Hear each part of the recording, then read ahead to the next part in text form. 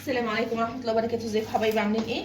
النهارده ان شاء الله هنكمل مع بعض تفريزات اللحوم، وهيبقى اول وصفه معانا النهارده هي الحواوشي. هنشوف جبنا لحمه قد ايه وفرمنا منها قد ايه، كل ده هتشوفوه في الفيديو حبايبي معانا. وكمان هنعمله بالطريقه ديت على اساس ان هو يكون سهل علينا، مش هنستنى ان اللحمه تفك لو هي في الاكياس ونرجع نحطها في الارغفه بتاعتنا او في العيش الاسكندراني اللي هو بالدقيق. الحواوشي الاسكندراني اللي هو بالدقيق. بصوا حبايبي، انا هنا عامله قرص الحواوشي بحجم الرغيف بتاع الفرن،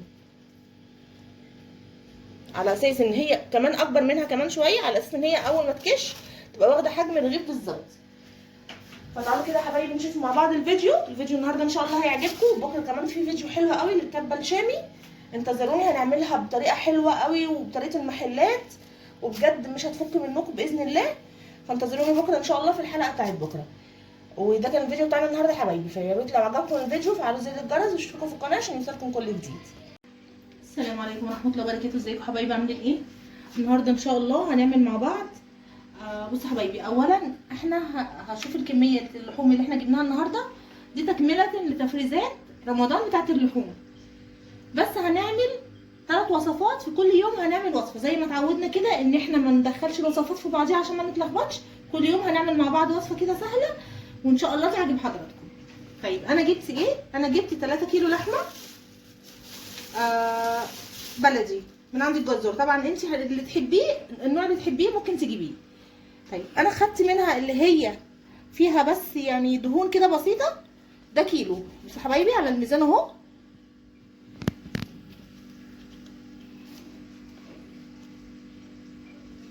ده كيلو اهو. تمام، ده هنخليها للطبيخ. وخدت كمان منها، عايزه بس اوريكم ده، هنصفر كده الطبق. قطع اللحمه دي انا كنت جايباها كلها قطع يا جماعه، 3 كيلو جايباها كلها قطع، اللي هي حمرا خالص خالص ما فيهاش اي دهون زي ما حضراتكم شايفين كده. بصوا حبايبي، ما فيهاش اي دهون خالص. ده يعني ايه؟ نص كيلو كام جرام؟ نص كيلو. يبقى كده احنا معانا كيلو ونص لحمه اهو، وهنعرف كل حاجه لايه. والكيلو ونص التانيين انا بعتهم، خدت طبعا الحاجات اللي كان فيها دهون من اللحمه الحمراء اللي انا صفيتها خالص من الدهون وحطيتها على اللحمه دي، وبعتها اتفرمت بره. بصراحه ما فرمتهاش عندي المره دي، فرمتها بره. بصوا يا جماعه، انا كنت موديها يعني حوالي كيلو 400 كيلو 400 وشويه، بس بعد ما جات لي كيلو 200. ده طبيعي لان المكنه اللي بره بتبقى كبيره، فعبال ما تفرمي فيها اللحمه ممكن المكنه نفسها بتحوش جرامات قليله يعني في قلب المكنه. فده مش غلط من الجزار او اللي انا فرمت عنده. طيب هنسمي الله وهنبتدي نعمل اول وصفه اللي هي بتاعتنا. طبعا ده خلاص هنركنها كده للطبيخ. دي انا مش هعمل فيها اي حاجه، هي متقطعه قطع كده، الكيلو متقطع 10 قطع اهي يا حبايبي بالشكل ده كده. طبعا تقطعيها برده التقطيعه اللي تعجب حضرتك والتقسيمه اللي تعجب حضرتك. انا عاملاها 10 كده لان احنا 5 افراد، والطبخه في رمضان بتقعد ساعات عندي يومين، فبيبقى كل واحد قطعه حلوه قوي والحجم بتاع القطع حلو كمان. طيب دي هنركنها على جنب، وهبتدي اخد من هنا يعني دي هنقول ان هي كيلو وربع، هي كيلو 200 جرام. هاخد منها يعني هخلي 800 جرام مثلا، يعني هاخد حوالي 400 جرام على الخلطه دي. الخلطه دي عباره عن ايه؟ فلفل اللي هو الشطه الحامي ده، ودي دهون مفرومه اهي يا حبايبي، وده الفلفل اللي احنا خزناه مع بعض الرومي البارد، وده بصل كميه قد ايه؟ حوالي برضو نص كيلو. انا عامله 3 بصلات كبار، واخد عليها يعني بالتقريب كده تلت الكميه.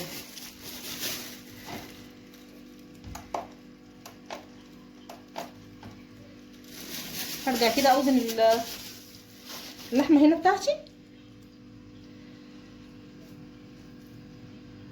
كده. انا واخده 200 جرام، فهاخد كمان 200 جرام عليها.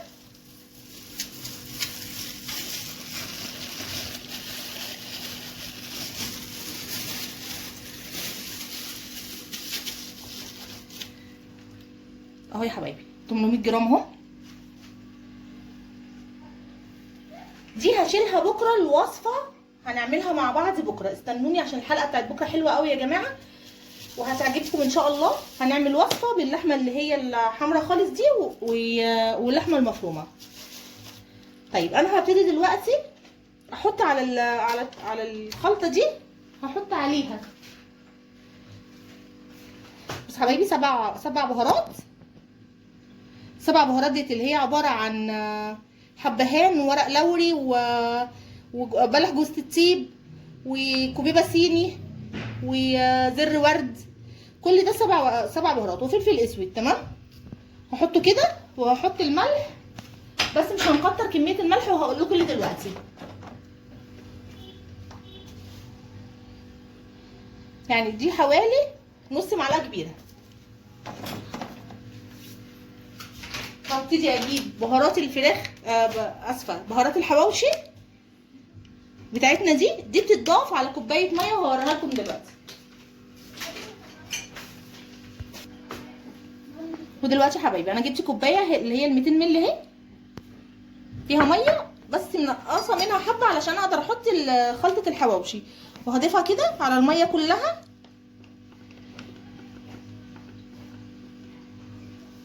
ابتدي اقلب بس كده عشان ما تقعش،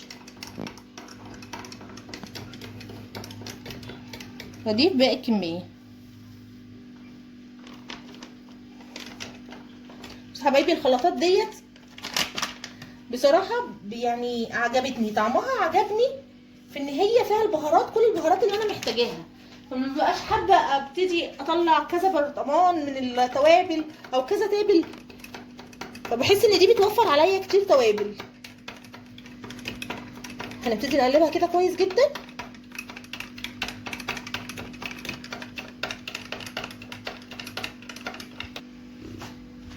بعد ما قلبتها كده يا حبايبي هبتدي اضيفها كلها على الخليط بتاعي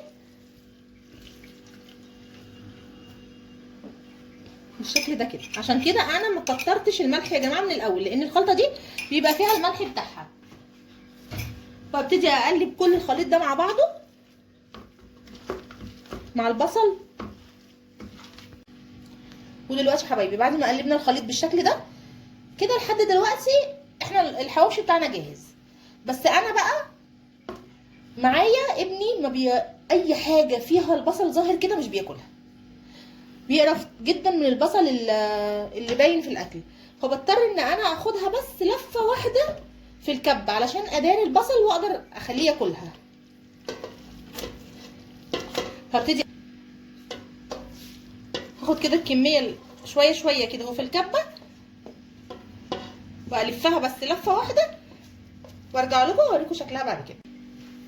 دلوقتي يا حبايبي بعد ما فرمناها في الكبه بالشكل ده، طبعا انا الى حد ما حاولت اداري البصل منها، لكن الخضره والحاجات دي هو طبعا بيبقى عارف ان هي فيها بصل، بس حته ان هو يبقى البصل ظاهر في الاكل هي دي اللي بتقرفه. انا لحد دلوقتي كده الحواوشي بتاعنا خلص يا جماعه، ممكن نكيسه في الاكياس ونشيله في الفريزر على كده. لكن انا حابه اعمل حاجه تاني تسهل علينا اكتر. بصوا الطبق ده اقرب حاجه يعني في الحجم للرغيف البلدي بتاعنا اللي في الفرن، فانا هبتدي اخد كده منه قطعه الحواوشي اللي انا عايزاها بالشكل ده كده، وابتدي اعملها كده افردها في قلب الطبق على اساس ان هي تاخد شكل الدايره، شكل الرغيف.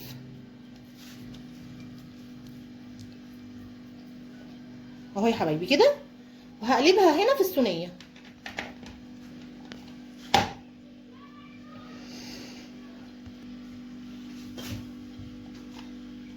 اهو كده يا حبايبي. بقى معانا رغيف الحواوشي طبعا من غير العيش نفسه. هكمل باقي الكميه بالشكل ده وهدخله الفريزر يمسك نفسه ونرجع مع بعض. وده حبايبي بقى شكل الحواوشي بتاعنا بعد ما جمدناه في الفريزر. بصوا حبايبي بقى عباره كده عن قرص متجمد كده اهو، وهنشيله كده في الاكياس. طبعا حابه تشيليه في الاكياس، حابه تشيليه في علبه، خلاص كده احنا ما عندناش مشكله ان هو يلزق في بعضه، مش هيلزق في بعضه ان شاء الله. او ممكن كمان يعني لو حابه تطمني اكتر ممكن تحطيه كده في كيس ثلاجه وتقفلي عليه كده بالشكل ده كاننا بنخزن البرجر. بس طبعا القرص ده كبير قد الرغيف البلدي بتاعنا بتاع الفرن. طيب في هنا غلطه انا عملتها يا حبايبي. بصي دول قرصين، بس انا حطيتهم على الصينيه الاستانلس على طول ودخلتهم الفريزر. يعني هم دول اللي كانوا فاضلين وحطيتهم هنا دخلتهم الفريزر. بصوا هم جمدوا جوه الفريزر، يعني جمدوا كمان في الصينيه، فلو حاولت اشيلهم هيتكسروا. فانا دول هسيبهم يفكوا خالص براحتهم وهرجع اجمدهم تاني بطريقه صح. يعني لو حابين تحطوا في الصينيه كده لازم تحطوا من تحت كيس.